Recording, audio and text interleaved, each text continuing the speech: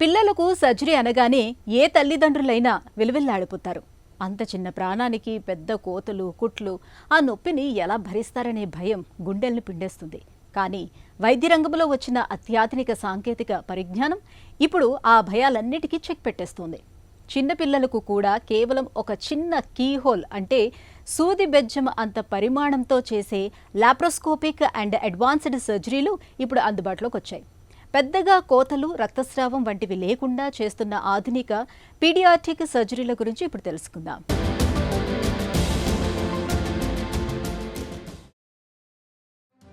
పసిపిల్లల నవ్వులు ఇల్లంతటికీ వెలుగులు.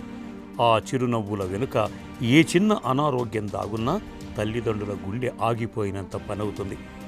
ఇక ఆ పసి దేహాలకు సర్జరీ చేయాలనే మాట వినపడితే చాలు కన్నవారి గుండెల్లో రైళ్లు పరిగెడతాయి. కానీ పసిపిల్లల శరీరం పెద్దల శరీరం లాంటిది కాదు. వారి శరీర అనాటమీ, అవయవాల అమరిక, వ్యాధులన్నీ పూర్తిగా భిన్నంగా ఉంటాయి. పుట్టుకతో వచ్చే లోపాలు, అపెండిసైటిస్, హెర్నియా లేదా మూత్రపిండాల సమస్యల వంటి ఎన్నో సమస్యలకు పసిప్రాయంలోనే సర్జరీ అవసరం పడుతూ ఉంటుంది. గ్లోబల్ హెల్త్ డేటా ప్రకారం ప్రపంచవ్యాప్తంగా ప్రతి సంవత్సరం మిలియన్ల మంది పిల్లలకు ఏదో ఒక రకమైన శస్త్రచికిత్స అవసరమవుతోంది. ఒకప్పుడు పిల్లలకు సర్జరీ అంటే పెద్ద కోత, ఎక్కువ రక్తస్రావం, నెలల తరబడి మంచానికే పరిమితం కావటం అనే భయాలు ఉండేవి. కానీ కాలం మారింది. పసిపిల్లల సున్నితమైన ప్రాణాలను కాపాడేందుకు నేడు అధునాతన వైద్య విజ్ఞానం సరికొత్త హంగులతో మన ముందుకు వచ్చింది.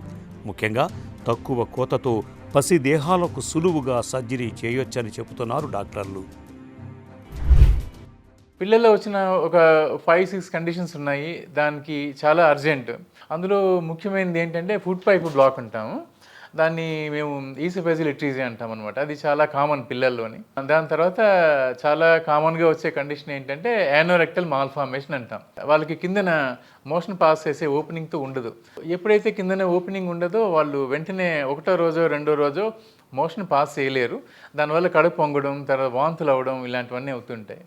మూడో ముఖ్యమైన కండిషన్ ఏంటంటే ఇంటెస్టైనల్ అబ్స్ట్రక్షన్. మన పెద్దవాళ్ళు వచ్చినట్టే పిల్లల్లో కూడా వస్తుంది. అది పిల్లల్లో వచ్చిన ఇంటెస్టైనల్ అబ్స్ట్రక్షన్ కాజ్ ఏంటంటే ఇంటెస్టైన్ ఒక దగ్గర వరకే డెవలప్ అవుతుంది.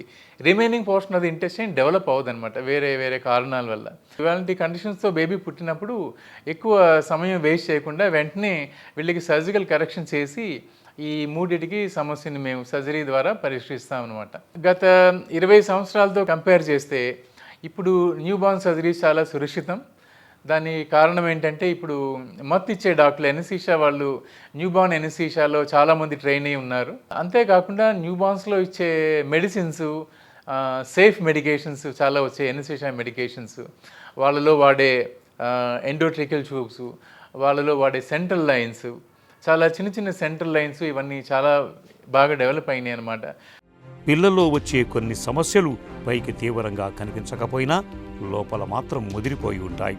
తీవ్రమైన కడుపు నొప్పి, వాంతులు, ఆహారం తీసుకోకపోవటం లేదా మూత్ర విసర్జనలో ఇబ్బందులు వంటి లక్షణాలు కనిపిస్తున్నప్పుడు పిల్లల్లో సర్జికల్ సమస్యలు ఉన్నాయని అనుమానించాలి. జన్యుపరమైన లోపాలు, గర్భస్థ శిశువుగా ఉన్నప్పుడు అవయవాల ఎదుగుదల లోపించటం వంటివి పిల్లల్లో తీవ్రమైన సమస్యల్ని తెచ్చిపెడుతూ ఉంటాయి. పూర్వం ఇలాంటి సమస్యలను గుర్తించటం, వీటికి చికిత్స చేయటం కత్తి మీద సాములా ఉండేది.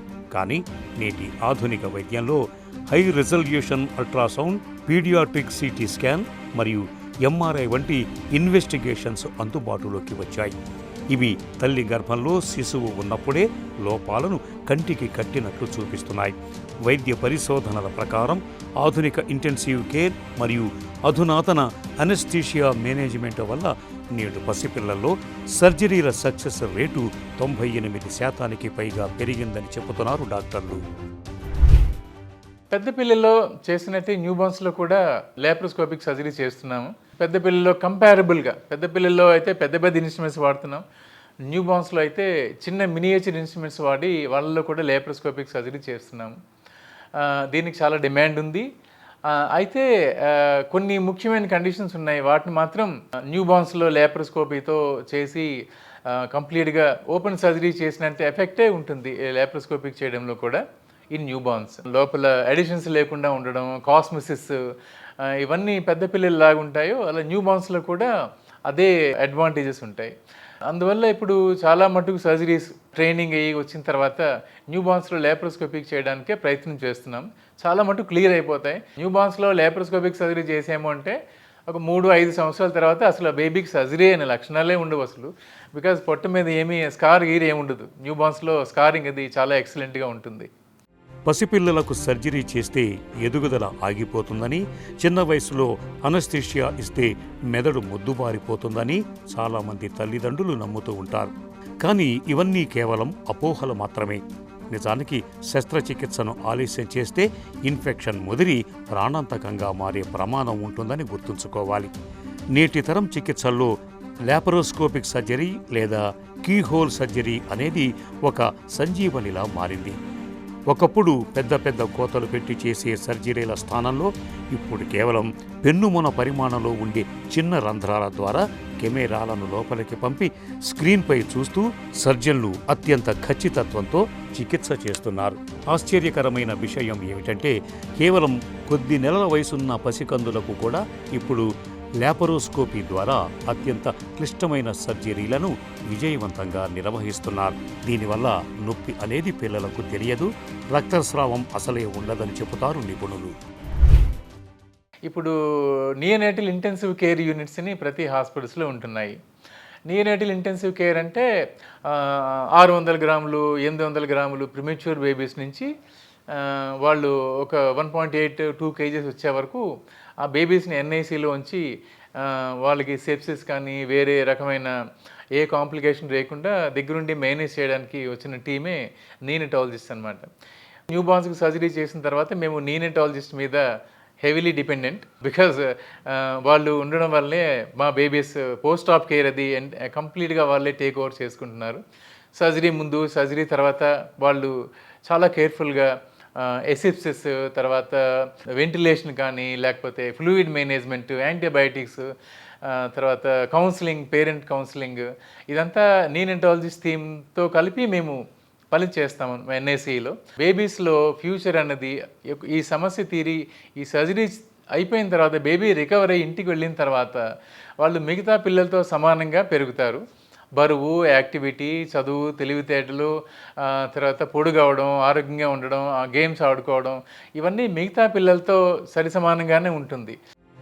ఆధునిక లాపరోస్కోపిక్ మరియు రోబోటిక్ సర్జరీల పుణ్యమా అని పిల్లలు సర్జరీ జరిగిన మరుసటి రోజే నవ్వుతూ ఆడుకుంటూ ఇళ్లకు వెళ్ళిపోతున్నారు.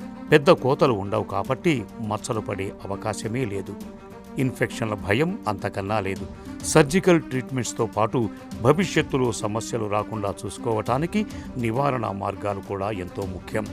గర్భధారణ సమయంలో తల్లులు సరైన పోషకాహారం తీసుకోవాలి. ఫోలిక్ యాసిడ్ టాబ్లెట్లు వాడటం వల్ల పిల్లల్లో పుట్టుకతో వచ్చే లోపాలను ముందే నివారించవచ్చు. అలాగే పిల్లల్లో కనిపించే చిన్న చిన్న సమస్యల్ని నిర్లక్ష్యం చేయకూడదు. సకాలంలో పీడియాటిక్ సర్జన్ను సంప్రదించాలి.